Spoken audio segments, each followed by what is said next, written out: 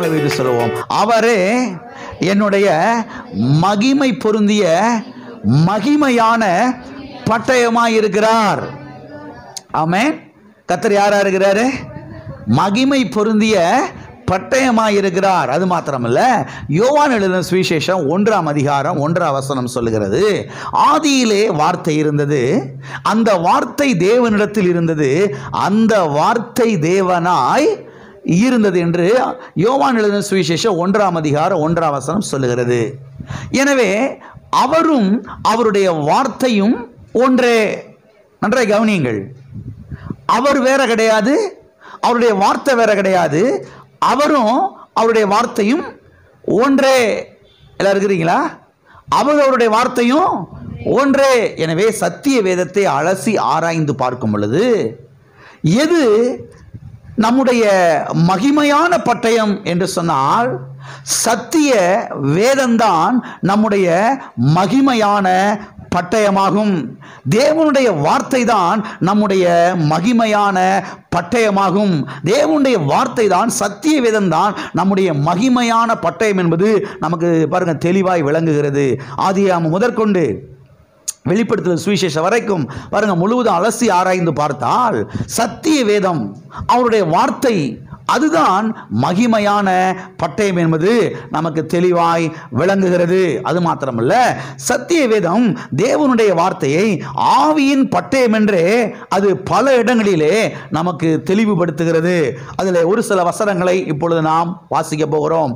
சத்திய வேதம் எது? எது? சத்திய வேதம். இது கிறிஸ்தவருடைய மத புஸ்தகம் கிடையாது. எல்லா மதத்துக்கும் புஸ்தகம் இருக்குங்க. நம்ம மதத்துக்கு ஒரு புஸ்தகம் வேணாமா? விட்டுறக்கூடாது. நமக்கு ஒரு புஸ்தகத்தை இல்லை இல்லை இல்லை இல்லை சரியாக கவனிங்கள். சத்திய வேதம் என்பது கிறிஸ்தவருடைய மத புஸ்தகம் கிடையாது. சத்திய வேதம் என்பது அது பாருங்க ஆவியின் பட்டயம் என்று சத்திய வேதம் நமக்கு பல இடங்களிலே தெளிவாய் வெளிப்படுத்துகிறது. ஆதாரத்துக்கு ஒரு சில வசனங்களை இப்பொழுது நாம் வாசிக்க போகிறோம். திருப்பிக் கொள்வோம். எபிரேயருக்கு எழுதின நிருபம் 4ஆம் அதிகாரம் 12வது வசனம். சத்திய வேதம் தேவனுடைய வார்த்தையை ஆவியின் பட்டயம் என்றே அது நமக்கு பல இடங்களிலே சொல்லுகிறது. எபிரேயர் 4ஆம் அதிகாரம் 12வது வசனம். தேவனுடைய வார்த்தையானது ஜீவனும் வல்லமை உள்ளதாயும் இருபுறமும் கருக்குள்ள எந்த பட்டயத்திலும் கருக்கானதாயும் ஆத்துமாவையும் ஆவியையும் கணுக்களையும் ஊனையும் பிரிக்கத்தக்கதாக உருவ குத்துகிறதாயும் இருதயத்தின் நினைவுகளையும் யோசனைகளையும் வகை அறுக்கிறதாயும் இருக்கிறது. இந்த வசனத்திலே நாம் பார்க்கிறோம், தேவனுடைய வார்த்தையானது இருபுறமும் கருக்குள்ள பட்டயத்திலும் கருக்கானதாய் இருக்கிறது. இருபுறமும் கருக்குள்ள எந்த பட்டயத்திலும் கருக்கான பட்டயம் என்று இங்கே சொல்லப்பட்டிருக்கிறது. தேவனுடைய வார்த்தை எப்படிப்பட்டதாக இருக்கிறது? இருபுறமும் கருக்குள்ள பட்டயமாய் இருக்கிறது. இரண்டாவதாக இங்கே சொல்லப்பட்டிருக்கிறது, எந்த பட்டயத்திலும் கருக்கான பட்டயமாய் இருக்கிறது. உங்களுக்கு தெரியும் இல்லையா, கருக்கானதுன்னா என்ன அர்த்தம்? அந்த பதம், அந்த கத்தியில பதம். நம்ம வீட்டில் கத்தி வச்சுருக்கிறோம், வெங்காயம் நறுக்கிறது, கத்திரிக்காய் நறுக்கிறதுக்கு. அது ஒரு பக்கத்தில் என்ன செய்யுது? பதமாக இருக்குது. ரெண்டு பக்கத்தில் பதம் இல்லை. அது அப்படி உருவாக்கி இருக்கிறாங்க. கிராமங்களுக்கெல்லாம் நீங்கள் போனீங்கன்னா இந்த கருது இருக்கிறதுக்குன்னு ஒரு அருவா வச்சுருப்பாங்க. அதுக்கு பேர் பன்னருவான்னு சொல்லுவாங்க. அதுக்கு பேர் பன்னருவான்னு சொல்லுவாங்க. இன்றைக்கி இருக்க ஜென்ரேஷனுக்கு அந்த அருவாவே தெரியாதுன்றவாங்க. அப்போ பார்த்துருக்கவே மாட்டாங்க. அதுக்கு பேர் பன்னருவான்னு சொல்லுவாங்க. எங்கள் வீட்டில் நிறைய கிடக்கும். ஏன்னா வேலைக்கு ஆட்களை அனுப்புவாங்க. அதில் அந்த கருக்கு நல்லா வச்சாச்சாப்பா அப்படின்னு கேட்பாங்க. அது கருக்கு நல்லா வச்சாதான் என்ன செய்யும்? அதை அறுத்து போடும் அந்த நெல் கதிரை. அப்போ இங்கே சொல்லப்பட்டிருக்கிறது, தேவனுடைய வார்த்தையானது அது இருபுறமும் கருக்கானதாயும் எந்த பட்டயத்திலும் கருக்கானதாய் என்ன செய்கிறது? அது இருக்கிறது என்று சொல்லப்பட்டிருக்கிறது. எனவே தேவனுடைய வார்த்தை தான் நம்முடைய பட்டயமாயிருக்கிறது. எல்லாம் இருக்கிறீங்களா? அவரே உனக்கு மகிமை பொருந்திய பட்டயமாய் இருக்கிறார். அவரே நமக்கு மகிமை பொருந்திய பட்டயமாய் இருக்கிறார் என்றால் என்ன அர்த்தம்?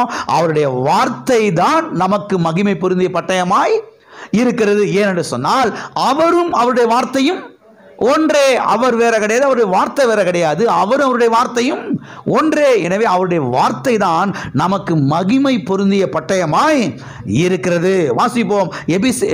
எபேசியருக்கு எழுதின நிருபம், எபேசியருக்கு எழுதின நிருபம் 6ஆம் அதிகாரம் 17வது வசனம். இரட்சணியம் என்னும் தலை சீராவையும் தேவ வசனமாகிய ஆவியின் பட்டயத்தையும் எடுத்துக்கொள்ளுங்கள். இங்கே நான் பார்க்கிறோம், தேவ வசனமாகிய ஆவியின் பட்டயத்தை. அவரே உனக்கு மகிமை பொருந்திய பட்டயமாயிருக்கிறார். அவரே உனக்கு மகிமை பொருந்திய பட்டயம் என்றால் என்ன அர்த்தம்? இங்கே சொல்லப்பட்டிருக்கிறது. எபேசியர் 6ஆம் அதிகாரம் 17 வசனத்தில் இங்கே சொல்லப்பட்டிருக்கிறது, தேவ வசனமாகிய ஆவியின் பட்டயம் என்று. அப்ப எது ஆவியின் பட்டயம்? எது மகிமையான பட்டயம்? அவருடைய வார்த்தை, அவருடைய வசனம். அவருடைய வார்த்தை தான் நமக்கு மகிமையான பட்டயமாக இருக்கிறது என்று தெளிவாய் இங்கே நாம் பார்க்க முடிகிறது. ஆமென். வாசிப்போம். வெளிப்படுத்தல் சுவிசேஷம் 1ஆம் அதிகாரம் 16வது வசனம். தமது வலது கரத்தில் 7 நட்சத்திரங்களை ஏந்தி கொண்டிருந்தார். அவர் வாயிலிருந்து இருபுறமும் கருக்குள்ள பட்டயம் புறப்பட்டது. அவருடைய முகம் வல்லமையாய் பிரகாசிக்கிற சூரியனை போல இருந்தது. இங்கே 7 நட்சத்திரங்களை ஏந்தி கொண்டிருக்கிறவர் என்று சொல்லப்பட்டிருக்கிறது. 7 நட்சத்திரங்களை ஏற்றி கொண்டிருக்கிறார் என்று சொல்லுகிறவர் இங்கே யார சொல்லப்பட்டிருக்கிறது? ஆண்டவராகிய இயேசு கிறிஸ்துவை குறித்து இங்கே சொல்லப்பட்டிருக்கிறது. இயேசு கிறிஸ்து 7 நட்சத்திரங்களை கரங்களிலே அவர் ஏந்தி கொண்டவராய் நிற்கிறார் என்று இங்கே அவர் வர்ணிக்கிறார். அது மாத்திரமல்ல, அவருடைய வாயிலிருந்து எது புறப்பட்டதாம்? இங்கே நான் பார்க்கிறோம், அவர் வாயிலிருந்து இருபுறமும் கருக்குள்ள பட்டயம் என செய்ததாம், புறப்பட்டதாம். எது புறப்பட்டதாம்? இருபுறமும் கருக்குள்ள, இருபுறமும் பதமான, இருபுறமும் ஷார்ப்பான, இருபுறமும் கூர்மையான பட்டயம் வாயிலிருந்து புறப்பட்டதாம். நீங்க வாயிலிருந்து பட்டயம் புறப்பட்டு சொன்னோடனே வாயிலிருந்து கத்தி அப்படியே மலமலன்னு புறப்பட்டு போச்சு போல அப்படின்னு நினைச்சிடக்கூடாது. தேவனுடைய வார்த்தையானது இருபுறமும் கருக்குள்ள பட்டயம் என்று அங்கே எபிரேயர் 4ஆம் அதிகாரம் 12ஆம் வசனத்திலே போய் வாசித்தோம். அப்ப இயேசு கிறிஸ்துவின் வாயிலிருந்து புறப்பட்ட இந்த இருபுறமும் கருக்குள்ள பட்டயம் என்பது எது? தேவனுடைய வார்த்தை. எனவே இயேசு கிறிஸ்துவின் வாயிலிருந்து புறப்பட்டு வந்த இந்த இருபுறமும் கருக்குள்ள பட்டயம் என்பது எது என்றால் தேவனுடைய வார்த்தையாகும். அப்ப பாருங்க, சத்திய வேதம் எதை குறித்து போதிக்கிறது? இருபுறமும் கருக்குள்ள பட்டயமாகிய தேவ வசனத்தை குறித்து என்ன செய்கிறது? நமக்கு போதிக்கிறது. அவரே உனக்கு மகிமை பொருந்திய பட்டயமாய் இருக்கிறார். அவர் நாமம் யெகோவா கேருப். கேருப் என்றால் என்ன அர்த்தம்? மகிமையான பட்டயம், மகிமை பொருந்திய பட்டயம் என்ற அர்த்தம். த க்ளோரியஸ் வேர்ட் என்ற அர்த்தம். ஆமென். இன்னொரு வசனத்தை வாசிப்போம். சங்கீதம் 149, சங்கீதம் 149 8-9. அவர்கள் வாயில் கர்த்தரை உயர்த்தும் துதியும், அவர்கள் கையில் இருபுறமும் கருக்குள்ள பட்டயமும் இருக்கும். இந்த கணம் அவருடைய பரிசுத்தவான்கள் யாவருக்கும் உண்டாகும். ஹல்லேலூயா. இங்கே நான் பார்க்கிறோம், அவர்கள் வாயில் கர்த்தரை உயர்த்தும் துதியும், அவர்கள் கையில் இருபுறமும் கருக்குள்ள பட்டயமும் இருக்கும். அவருடைய கையில் எது இருக்கும்? எது இருக்கும்? இருபுறமும் கருக்குள்ள பட்டயம் இருக்கும் என்று சொல்லப்பட்டிருக்கிறது. இங்கே கருக்குள்ள பட்டயம் என்று சொல்லப்பட்டிருக்கிறது என்பது எதை குறிக்கிறது?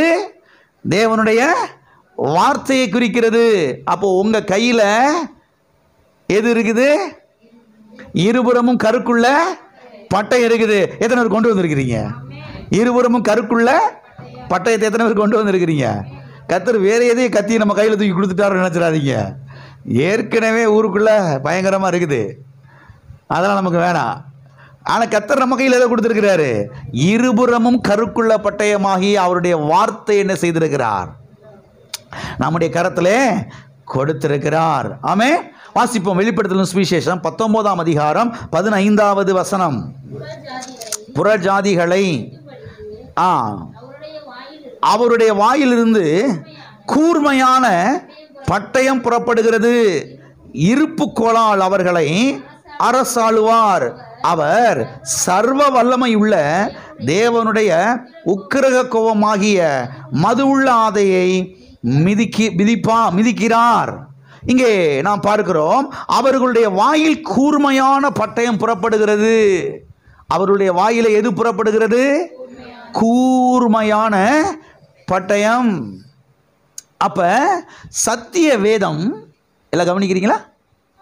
சத்திய வேதம் தேவனுடைய வார்த்தையை ஆவியின் பட்டயம் என்றும் இருபுறமும் கருக்குள்ள பட்டயம் என்றும் எந்த பட்டயத்திலும் கருக்கான பட்டயம் என்றும் கூர்மையான பட்டயம் என்றும் எல்லாவற்றையும் பிரிக்கக்கூடிய பட்டயம் என்றும் நமக்கு தெளிவாய் என்ன செய்கிறது? சொல்லுகிறது. அப்ப ஒரு காரியம் நமக்கு தெளிவாய் இங்கே புரிகிறது. அவரே உனக்கு மகிமை பொருந்திய பட்டயம், மகிமையான பட்டயம் என்று சத்தியவேதம் சொல்லும் பொழுது, அப்ப நமக்கு மகிமையான பட்டயம் எது? அவருடைய வார்த்தை. அவருடைய வார்த்தை தான் நமக்கு மகிமையான பட்டயமா என்ன செய்கிறது? இருக்கிறது. இதுவரைக்கும் எத்தனைக்கு புரிஞ்சிருச்சு? எல்லா கரங்களை வைத்து சொல்லுவோம். அவருடைய வார்த்தை எனக்கு இருபுறமும் கருக்குள்ள பட்டயமாய் இருக்கிறது. இந்த பட்டயத்தினாலே நான் இந்த பூமியிலே வெற்றி பெறுகிறேன், ஜெயம் எடுக்கிறேன். ஆமே. எல்லாம் இருக்கிறீங்களா? எத்தனை தெளிவாயிருச்சு? கர்த்தருடைய வார்த்தை தான் எது? நமக்கு இருபுறம் கருக்குள்ள பட்டயமாய் இருக்கிறது. சரி, கர்த்தர் எதற்காக இந்த இருபுறம் கருக்குள்ள பட்டயமாகிய தேவ வசனமாகிய ஆவியின் பட்டயத்தை நமக்கு கொடுத்திருக்கிறார்? எல்லாம் இருக்கிறீங்களா? எதற்காக கர்த்தர் தேவ வசனமாகிய ஆவியின் பட்டயத்தை நமக்கு கொடுத்திருக்கிறார்? எது கொடுத்திருக்கிறாரு? தலாணி அடியில் வச்சு தூங்குறதுக்கு. தலாணி உயரம் பத்தல, அதனால தலாணி அடியில் வச்சு படுத்து தூங்குறதுக்கு. அதுக்கா? அல்லது காத்து கருப்பு வராது பாஸ்டர் தலாணி அடியில் வச்சு படுத்து தூங்குனா? அதுக்காக தான் தேவ வசனமாகி ஆவியின் பட்டயத்தை கர்த்தர் நமக்கு கொடுத்திருக்கிறாரா? சிலர் ஆமான்றீங்களா? சிலர் இதை பைக்குள்ள போட்டு வாசலில் தொங்க விட்டுறது. காத்து கருப்பு நினைச்சு அது வீட்டுக்குள்ள என்னத்தை சொல்றது? ரசிக்கப்பட்டு 15 வருஷம் ஆச்சு, 25 வருஷம் ஆச்சு, ஒன்றும் என்ன செய்யல. புரியல பாருங்க மக்களுக்கு. என்னத்தையோ போட்டு என்ன செய்யறாங்க? உருட்டிக்கிட்டு கிடக்குறாங்க பாருங்க. அவங்க என்னடானா இனத்தையும் வேற கொண்டு வந்து தொங்க விட்டுக்கிட்டு இருக்காங்க. இவங்க என்னடானா பைபிளை பைக்குள்ள போட்டு செஞ்சுட்டு இருக்காங்க, தொங்க விட்டுக்கிட்டு இருக்கிறாங்க. உள்ள இருக்கிறது ஒண்ணு விளங்கல, இதுக்குள்ள இருக்கிறது என்ன செய்யல? ஒண்ணுமே விளங்கல. அருமையான தேவனுடைய ஜனங்களை கவனியுங்கள். எதற்காக கர்த்தர் தேவ வசனமாகிய ஆவியின் பட்டயத்தை நமக்கு கொடுத்திருக்கிறார் என்றால், இந்த பூமியிலே நாம் வெற்றி பெறுவதற்காக, இந்த பூமியிலே நாம் வெற்றியாய் வாழ்வதற்காக, எல்லாவற்றிலையும் வெற்றி பெறுவதற்காக தேவன் அவருடைய வசனமாகிய தேவ வசனமாகிய ஆவியின் பட்டயத்தை நமக்கு என்ன செய்திருக்கிறார்? கொடுத்திருக்கிறார். எனவே இந்த பூமியிலே நாம் வெற்றியாய் வாழ்வதற்கு பாருங்க, தேவன் நமக்கு கொடுத்திருக்கிற ஒரு வல்லமையான ஆயுதம் என்னவென்று சொன்னால் அவருடைய வார்த்தை, சத்திய வேதம். ஆமென். எல்லா கரங்களை வைத்து சொல்லுவோம். இந்த பூமியிலே வெற்றியாய் நான் வாழ்வதற்கு தேவன் எனக்கு கொடுத்திருக்கிற வல்லமையான ஒரு ஆயுதம் தேவனுடைய வார்த்தையாகும். இதை கொண்டு இந்த பூமியிலே நான் வெற்றி பெறுகிறேன். இதை கொண்டு இந்த பூமியிலே நான் ஜெயமாய் வாழ்கிறேன். ஆமென். அப்ப கர்த்தர் எதுக்காக கொடுத்திருக்கிறாரு? தேவ வசனமாய் ஆவியின் பட்டயத்தை இந்த பூமியில வெற்றியாய் நாம் என்ன செய்வதற்கு? வாழ்வதற்கு. பைக்குள்ள போட்டு தொங்க விடுறதுக்கு இல்லை, தலாண்டி கடியில் வச்சு தூங்குறதுக்கு இல்லை. எல்லாம் இருக்கிறீங்களா? அலமாரியில் வச்சிருக்கிறதுக்கு இல்லை. இந்த வார்த்தையை எடுத்து வாழ்க்கையில் என்ன செய்து அத்தியாவசியப்படுத்தி அப்ளை பண்ணி வாழ்க்கையில வெற்றி பெறுவதற்காக தேவன் அவருடைய வசனத்தை நமக்கு என்ன செய்திருக்கிறார்? தேவ வசனமாகிய ஆவியின் பட்டயத்தை நமக்கு கொடுத்திருக்கிறார். ஹalleluya.